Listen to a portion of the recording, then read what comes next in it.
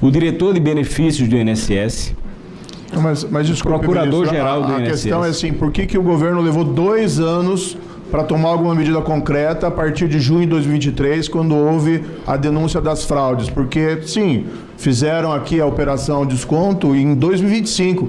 2 anos, os aposentados e pensionistas continuaram tendo descontos fraudulentos nas suas pensões, nas suas aposentadorias. A pergunta é direta para Vossa Excelência. Eu não quero saber como funciona ali o Conselho, eu quero saber por que não foi feito nada de imediato, de mais concreto, para impedir que essa fraude continuasse. Essa é a questão. Senhor, eu me desculpe, mas eu tento contextualizar sempre as respostas para poder ser, não é evasivo nem tergiversar, mas eu tento contextualizar para explicar como se dá as reuniões, porque eu acho importante para se entender. Mas se Vossa Excelência acha dispensável, pois não. O governo tomou as providências e toda vez que eu, enquanto substituto eventual do presidente, que eu não tenho sequer direito a voto do Conselho Nacional de Previdência Social, se imagina ali que o INSS que está ali representado, por isso que eu falava isso, ele anota aquelas questões e há um hábito, senador Girão, de que no dia seguinte às reuniões do Conselho Nacional de Previdência, o presidente do INSS se reúne com a bancada de trabalhadores e de aposentados. Então, obviamente, tem de um lado o INSS, do outro lado os aposentados e pensionistas. O que se depreende disso é que no dia seguinte eles vão tratar do assunto, vão debater o tema e esse assunto terá o encaminhamento natural. O tamanho e a magnitude do que aconteceu só foi revelado depois da operação da AGU, agora em abril de 2025, da CGU em 2025.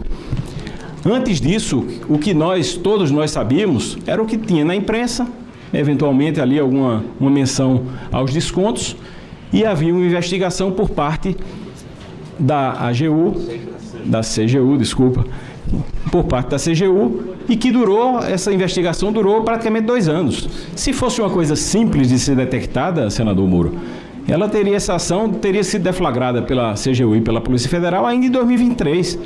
É uma coisa que demanda responsabilidade, serenidade, tempo, busca, investigação, e só então as informações chegaram a público quando a deflagração da operação. Mas eu queria dizer que nós, enquanto Previdência Social, Ministério da Previdência Social, recebíamos as informações do INSS que as medidas estavam sendo tomadas, que os critérios estavam sendo endurecidos, que as modalidades estavam sendo mais rigorosas, que as reclamações estavam diminuindo. Então, essas eram as informações que chegavam para o Ministério da Previdência. Vossa Excelência, o secretário executivo da pasta checou alguma dessas informações? Porque, na verdade, o que a gente tem aqui, e aqui é um elefante na sala, né? 706 milhões de reais de descontos em 22. Dobrou. No ano seguinte, praticamente, foi para 1,3 bilhões em 2023. E no ano seguinte, 2024, foram 2,8 bilhões de reais descontados. E tem relatório da CGU já em 2024, setembro de 2024, no qual fizeram uma amostragem, entrevistando vários desses aposentados pensionistas, mais de 1.200 e 1.300.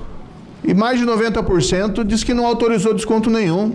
Então, assim, o que se tem presente, ministro, que o Ministério da Previdência, da qual Vossa Excelência era secretário executivo, e secretário executivo não é exatamente ali alguém que não está a par dos assuntos do Ministério, não fez nada.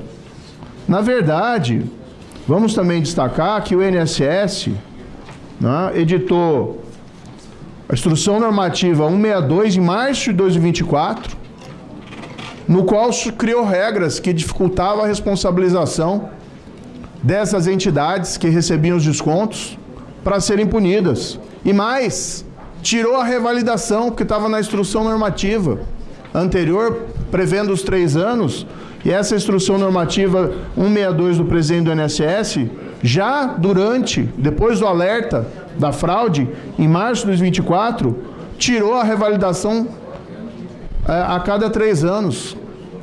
Por que foi editada essa instrução normativa 162 que acabou na prática facilitando essas fraudes, ministro?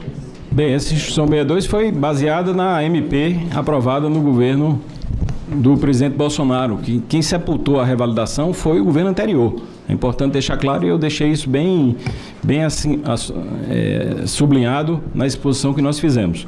Eu quero dizer, senador Moro, que eu, enquanto secretário executivo, eu recebo uma atribuição expressa do ministro para cuidar das áreas adstritas à atuação da Secretaria Executiva. E tem atribuições próprias, que é a gestão orçamentária e contábil financeira do Ministério, a gestão de pessoal do Ministério da Previdência Social, com pagamento e remoção de servidores, a organização dos 5 colegiados ligados ao Ministério, entre eles o colegiado,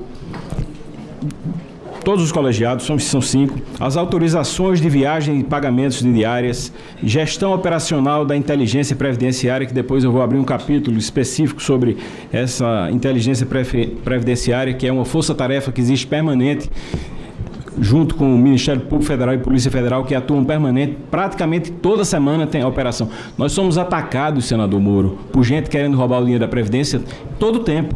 Então, existem operações semanais da Força Tarefa Previdenciária, junto com a Polícia Federal e com o Ministério Público Federal, que atua fortemente sobre isso, e isso acontecia sob o comando da nossa Secretaria Executiva. A administração patrimonial, gestão documental e arquivos do Ministério da Previdência Social, gestão dos recursos gerais e administração dos contratos terceirizados, intermediação dos contratos e licitações junto ao MGI, porque o nosso Ministério não tem SPOA, que é a Secretaria de Planejamento, Orçamento e Administração, portanto, tudo que se diz respeito a esses 3 pontos tem que ser tratado com o MGI, e é a nossa secretaria que trata, e a gestão dos recursos e tecnologia da informação. Portanto, a minha atribuição é especificamente nesse escopo, enquanto secretário executivo.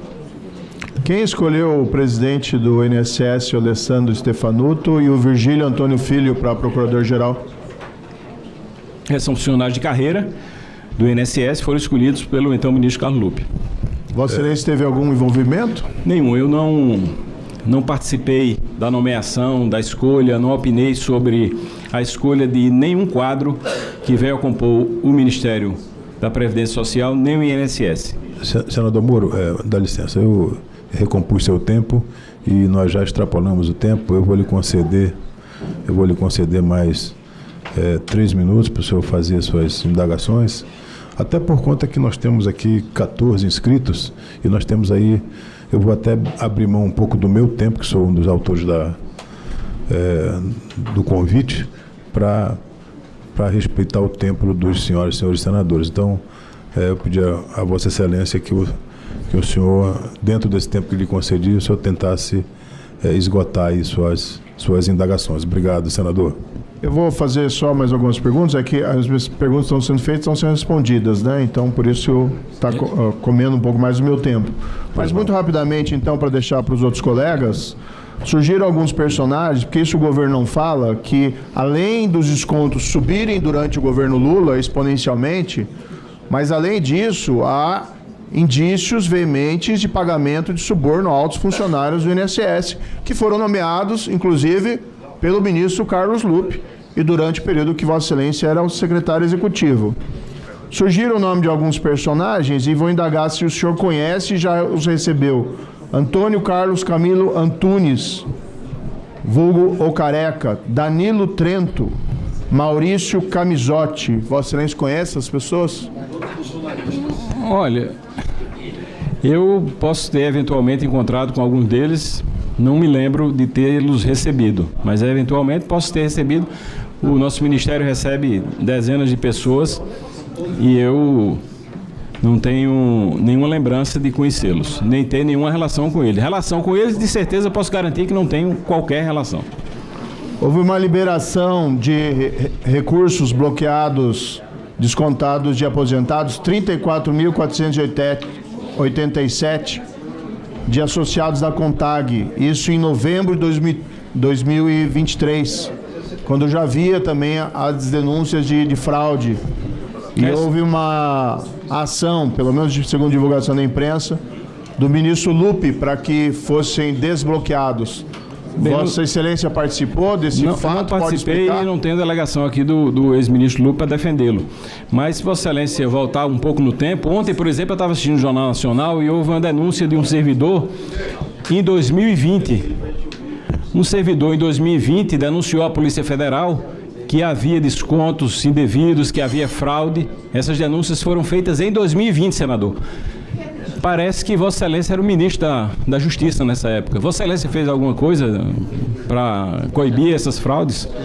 Os fatos nunca foram informados a mim como foram informados a Vossa Excelência expressamente na reunião lá em 2023. Vossa Excelência, alguém se omitiu aqui foi Vossa Excelência. Vossa Excelência como ministro também não acompanhou, não tinha conhecimento? Não chegou ao meu conhecimento, mas a de Vossa Excelência chegou. Não chegou ao meu conhecimento, agora Vossa Excelência como ministro... O senhor ouviu na reunião, ministro? Na reunião foi informado sobre as fraudes, Vossa Excelência não fez nada. Eu não tinha que fazer nada. Vossa Excelência era a pessoa de confiança de Carlos Lupe e continua no Ministério. Senador, não queria ficar aqui nesse bate-boca com Vossa Excelência, mas Vossa Excelência, como ministro da Justiça, tem muito mais obrigação de saber do que eu, como secretário. Vossa Excelência quis me acusar de algo agora impróprio, porque Vossa Excelência teve... Vossa Excelência estava no Ministério onde teve a fraude, secretário executivo... Senador Sérgio Moro, foi nosso governo que chamou a polícia. É um depoimento, como é que a gente tem acusado? Senador Rogério... Nosso governo foi que chamou a polícia. Senador Rogério, eu tenho muito respeito por todos aqui. Então eu vou pedir para restaurar aqui a ordem dos trabalhos. Já concedi o tempo remanescente ao senador Sérgio Moro, ele vai fazer as perguntas, vão ser respondidas pelo ministro Volney, depois vou passar a palavra para o outro autor do requerimento, que é o senador Girão, e assim vamos caminhando com calma. Última indagação, Excelência. Pois não, senador. Vossa Excelência mencionou da devolução desses valores aos aposentados via aplicativo, via notificação. Tem previsão de notificação pessoal dessas pessoas? Porque a fraude ela foi viabilizada porque hoje não se recebe mais aqueles extratos do benefício e as pessoas sequer, muitas delas, segundo o levantamento da CGU, já em 2024, e no entanto só foi interrompido o desconto de 2025, havia afirmação de que muitos deles nem sabiam que os benefícios estavam sendo descontados. Então tem algum projeto, algum plano para que haja uma notificação pessoal dos beneficiários para que eles possam responder e ter a devolução do dinheiro indevidamente descontado? Senador, na minha apresentação eu fiz menção a isso, porque 27 milhões de pessoas, de aposentados, já foram comunicados que não houve qualquer tipo de desconto. Isso vai deixá-los tranquilizados.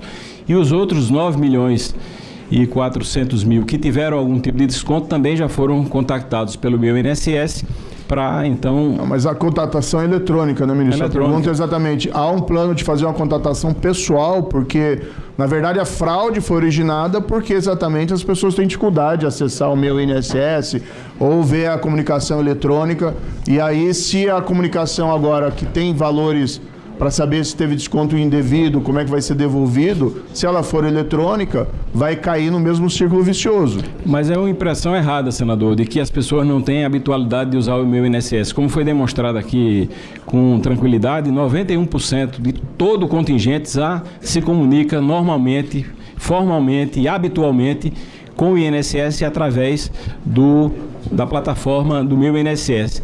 Há um contingente de 7% que se comunica pelo 135 e há um pequeno contingente de 2% que se comunica de forma presencial nas agências. Então, nós estamos preparando todas essas camadas.